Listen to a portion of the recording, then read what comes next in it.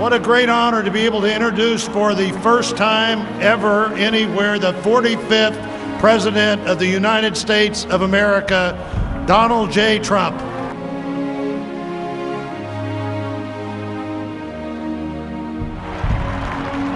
We, the citizens of America, are now joined in a great national effort to rebuild our country and restore its promise for all of our people.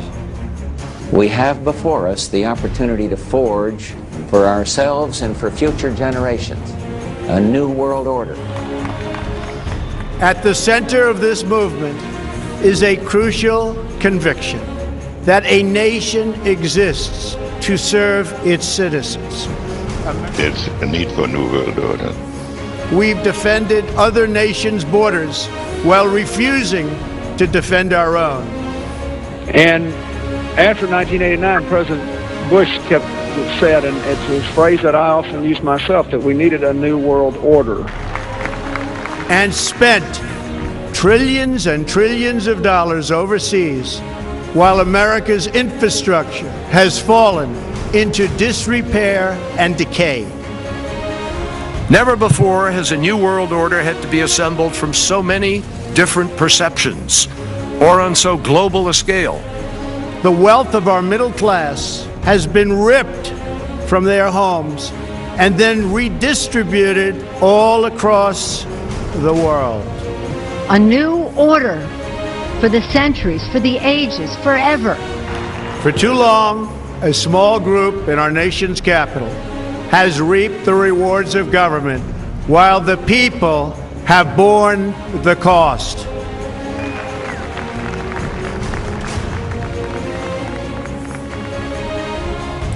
(2009) is also the first year of global governance, with the establishment of the G20 in the middle of the financial crisis. The climate conference in Copenhagen is another step towards the global management of our planet. From this day forward, it's going to be only America first. Because you really need to bring China into the creation of a new world order. Every decision on trade, on taxes, on immigration, on foreign affairs will be made to benefit American workers and American families.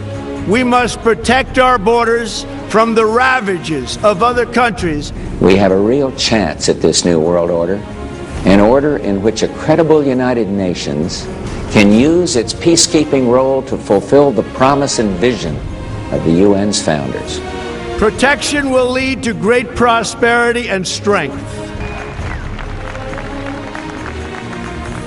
I think a new world order is emerging, and with it the foundations of a new and progressive era of international cooperation.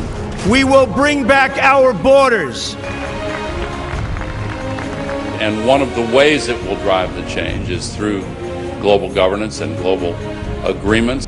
We will get our people off of welfare and back to work, rebuilding our country with American hands and American labor. And this is the best chance to begin to establish the new world order. We will seek friendship and goodwill with the nations of the world, but we do so with the understanding that it is the right of all nations to put their own interests first. We do not seek to impose our way of life on anyone. Tim, what do you think America's place in the new world order should be? We will reinforce old alliances and form new ones, and unite the civilized world against radical Islamic terrorism, which we will eradicate completely from the face of the earth. Out of these troubled times, our fifth objective, a new world order, can emerge. At the bedrock of our politics will be a total allegiance to the United States of America. And most importantly, we will be protected by God. The affirmative task we have now is to actually create a new world order. A new national pride will stir our souls, lift our sights, and heal our divisions. We will make America wealthy again. We will make America proud again. We will make America safe again. And yes, together, we will make America great again. Thank you, God bless you, and God bless America.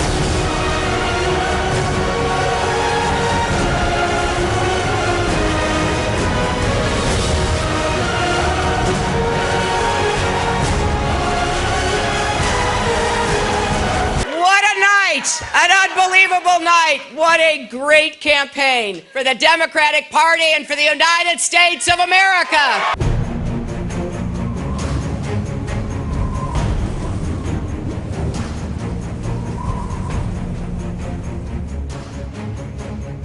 Here is why the establishment elite of Washington, D.C. hate Donald Trump so badly. It really is this simple. Let me illustrate. The Muslim world is largely divided between its two largest camps of distinction, the Sunnis and the Shiites. The divide between Sunnis and Shia is the largest and oldest in the history of Islam. Both groups are card-carrying Muslims, hardcore Islamists, and they're looking for the Middle East and the world to one day be dominated by Islam and Sharia. While they most certainly have a few doctrine and ideological differences, their biggest beef with each other is determining which of the two main groups will get to be in charge of the new Islamic world they wish to create. And so they constantly fight each other and they constantly kill each other. However, if an infidel shows up in their midst, one who is not one of them, they will join forces to fight that outsider to the death. Why?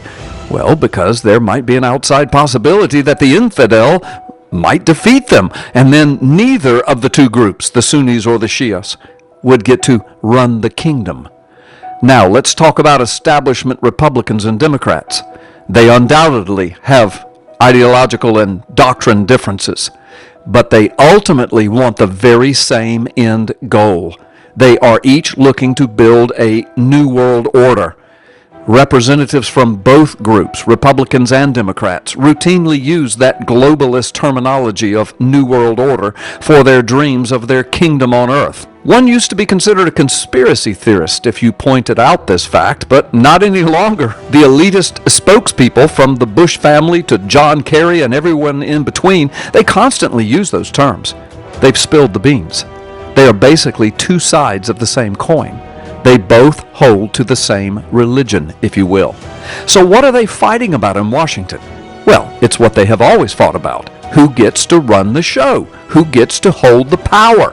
They will fight each other. They will impeach each other. They will threaten each other. They will attempt to outmaneuver each other and lie to each other and cheat each other until an outsider comes along and threatens to wipe the whole slate clean and perhaps turn the whole thing back over to we the people. That prospect is unthinkable to them. It would snatch their dreams, their wealth, their power right out from underneath them. In order to prevent that from happening, they will hold their noses, compromise, and strike deals with each other to let the other side have the power for a while until they can regroup and try to retake their territory.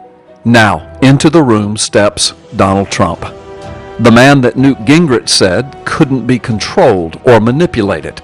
Newt Gingrich said Donald Trump is an outsider. He doesn't belong to the, quote, secret societies.